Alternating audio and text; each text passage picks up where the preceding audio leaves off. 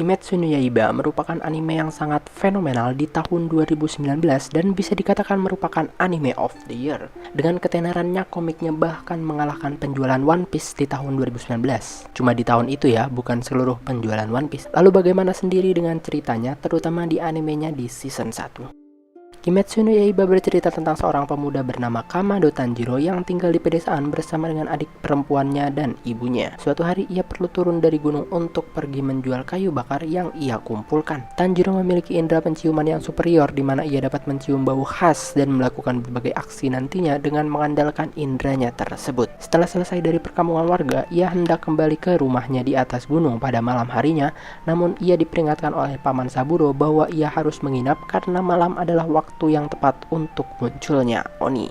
Oni atau iblis adalah makhluk dalam Kimetsu no Yaiba yang memakan dan menyerang manusia di malam hari. Kelemahan mereka adalah cahaya matahari dan pedang Nichirin yang merupakan pedang dari pemburu iblis yang dapat berubah warna tergantung penggunanya. Setelah pagi, Tanjiro bergegas pulang ke rumahnya, namun ia mencium aroma darah dan ternyata menemui bahwa keluarganya telah terbunuh semuanya kecuali seorang adik perempuannya bernama Kamado Nezuko. Nezuko mendadak menjadi mengamuk dan liar seperti orang kesurupan.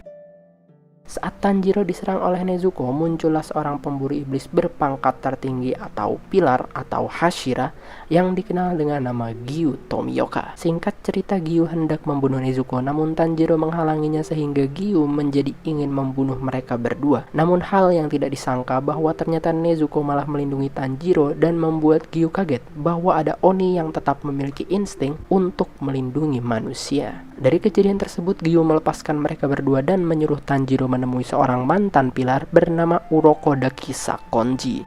Kemudian Urokodaki melatih Tanjiro untuk menjadi pemburu iblis dengan mengandalkan jurus pernafasan air dan menanamkan mantra di pikiran Nezuko untuk selalu melindungi manusia dan membantu kakaknya dalam membasmi iblis. Di akhir latihannya, Tanjiro diperintahkan untuk membelah suatu batu besar. Ia kemudian bertemu dengan Sabito dan Makomo yang merupakan arwah mantan murid Urokodaki yang gugur dalam seleksi pemburu iblis. Setelah berduel dan menang dari Sabito, Tanjiro tanpa sadar telah membelah batu tersebut dan kemudian pergi untuk mengikuti tes pemburu iblis. Singkat cerita, Tanjiro berhasil lolos dari tes tersebut bersama 3 orang lainnya, yaitu Agatsuma Zenitsu, Shinazugawa Genya, dan Suyuri Kanao. Tanjiro pun kemudian kembali ke rumah Urokodaki dan mendapatkan pedang Nichirin pertamanya yang ternyata berubah menjadi warna hitam. Segera ia pun mendapatkan misi pertamanya yang disampaikan oleh seekor gagak dan pergi berkelana memburu iblis bersama Nezuko yang ia bawa dalam sebuah peti kayu. Ia pergi ke kota di barat laut yang pada malam harinya gadis muda sering menghilang. Tanjiro yang sedang menyelidiki kemudian dikagetkan oleh kedatangan 3 iblis.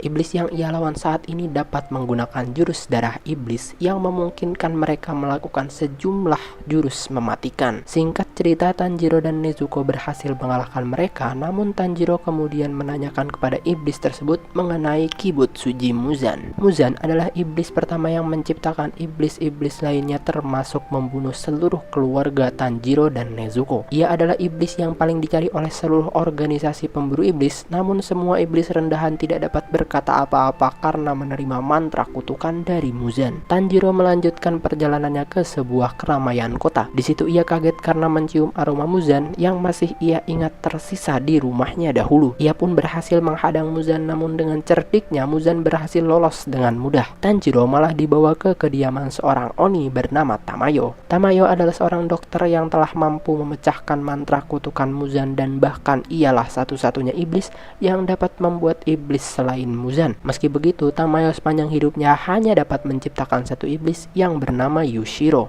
Muzan yang kesal karena untuk pertama kalinya keberadaannya diketahui kemudian menyuruh bawahannya untuk memburu Tanjiro dan Tamayo. Muzan kemudian menunjukkan caranya mengubah iblis di mana ia harus memasukkan darahnya ke orang tersebut, namun kalau orangnya lemah atau darahnya terlalu banyak maka ia akan mati seketika. Di sisi lain, Tanjiro, Tamayo, Nezuko, dan Yushiro harus melawan Temari dan Yahaba yang merupakan suruhan Muzan. Tentu mereka berhasil menang karena ceritanya masih berlanjut. Tanjiro kemudian diberitahu oleh Tamayo bahwa ia sedang meneliti untuk cara mengembalikan iblis menjadi manusia lagi.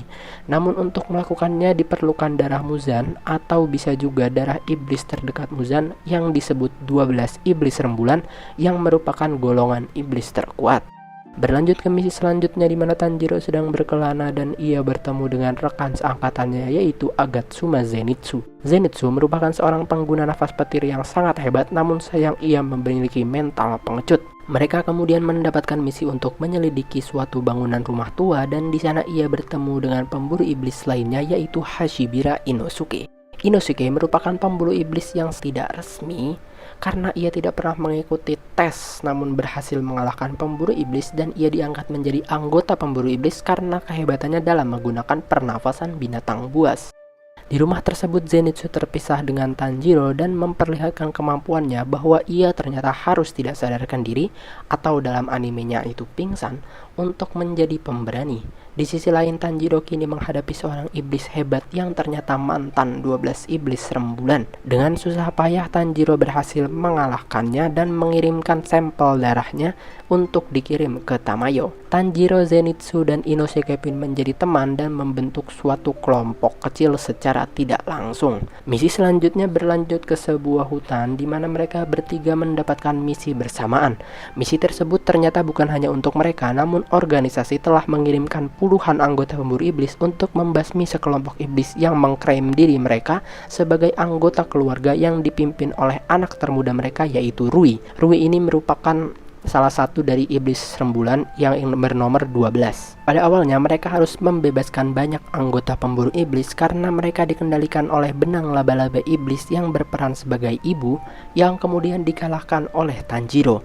Kemudian diketahui bahwa seluruh anggota keluarga iblis tersebut yang terdiri dari ibu, ayah, kakak tertua, kakak nomor 2 dan adiknya yaitu Rui sendiri, mereka bukanlah keluarga asli namun hanyalah iblis yang mendapatkan perlindungan dari Rui, namun dengan syarat mau berpura-pura menjadi keluarga Rui karena Rui melupakan ingatannya tentang keluarganya saat ia masih menjadi manusia. Setelah mengalahkan ibunya, Tanjiro dan Inosuke terus menuju ke arah Rui namun dihadang oleh sang iblis ayah. Di tengah pertarungan Tanjiro terlempar jauh dan meninggalkan Inosuke sendirian. Inosuke dapat menandingi kemampuan iblis ayah tersebut, namun sayangnya iblis tersebut malah berevolusi dan menjadi sangat kuat dan mengalahkan Inosuke. Inosuke kemudian dibantu oleh Gyuto Mioka dan berhasil selamat. Zenitsu yang ketakutan malah nyasar ke tempat kakak laki-laki Rui dan melawannya. Ia berada di kondisi sulit karena iblis itu menggunakan racun, namun Zenitsu mengalahkannya dan segera diobati. Di sisi lain Tanjiro yang terlempar kemudian bertemu dengan Rui.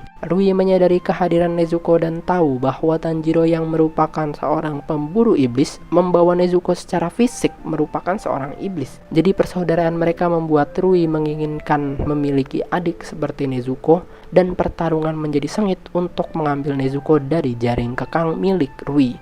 Tanjiro disudutkan oleh jurus darah iblis milik Rui yang bahkan tidak dapat ia potong dengan pernafasan air. Sebaliknya, malah pedang Nichirin Tanjiro menjadi patah saat ia mencoba memotong benang Rui. Di saat terakhir Tanjiro mengingat sebuah tarian yang sering dilakukan oleh klannya, terutama ayahnya saat masih hidup, yang diberi nama tarian Dewa Api Kagura atau Hinokami Kagura. Dengan tarian tersebut Tanjiro berhasil memotong benang-benang Rui dan hampir memenggal kepalanya, namun sayangnya ia gagal. Kemudian muncullah Gyuto Mioka yang mengalahkan Rui dengan jurus nafas air ke-11 yaitu ketenangan yang merupakan jurus ciptaannya sendiri dengan begitu mudahnya. Di sisi lain diperlihatkan seorang pilar dengan teknik pernafasan serangga bernama Shinobu Kocho yang berhasil mengalahkan kakak perempuan Rui dan membantu Zenitsu. Seselesainya dari pertempuran Tanjiro dibawa ke kediaman Oyakata Sama. Oyakata Sama adalah pemimpin dan otak dari pasukan pemburu iblis. Nama aslinya adalah Kagaya Ubuyashiki yang kemudian diketahui bahwa ia adalah keturunan dan keluarga jauh dari Kibutsu Jimuzan, sang pemimpin iblis. Tanjiro yang berhasil menyelesaikan misi berbahayanya mendapatkan sambutan dari 9 pilar yang ada. Namun selain Shinobu dan Gyu, mereka semua mencemooh Tanjiro karena ia membawa seorang iblis yaitu Nezuko, padahal ia bertugas untuk memburu iblis. Shinazugawa Sanemi, seorang pilar angin, kemudian memancing Nezuko dengan darahnya untuk memancing insting iblis Nezuko. Namun selamatnya Nezuko berhasil menahan nafsunya dan tidak mendekati darah Shinazugawa. Tanjiro kemudian menjalani latihan dan pengobatan di bawah bimbingan Shinobu Kocho dan dibantu oleh Tsuyuri Kano yang merupakan pemburu iblis angkatannya. Di sisi lain, kemudian Muzan yang kesal, iblis rembulan bawah dibantai semuanya kecuali iblis rembulan bawah nomor 1 atau iblis rembulan nomor 7. Ia kemudian ditugaskan untuk menghabisi Tanjiro atau menghabisi seorang pilar dengan imbalan darah milik Muzan. Nah, season 1 Kimetsu no Yaiba berakhir di sini dan kalian yang penasaran dengan kelanjutannya dapat langsung menuju manganya di chapter 52 atau 53. Manganya sendiri udah tamat, jadi kalian yang lagi di rumah aja bisa langsung maraton daripada bosen gak jelas. Oke, segitu dulu videonya kali ini. Silahkan request di bawah film atau anime atau serial apapun. Oke, see you in the next video and goodbye.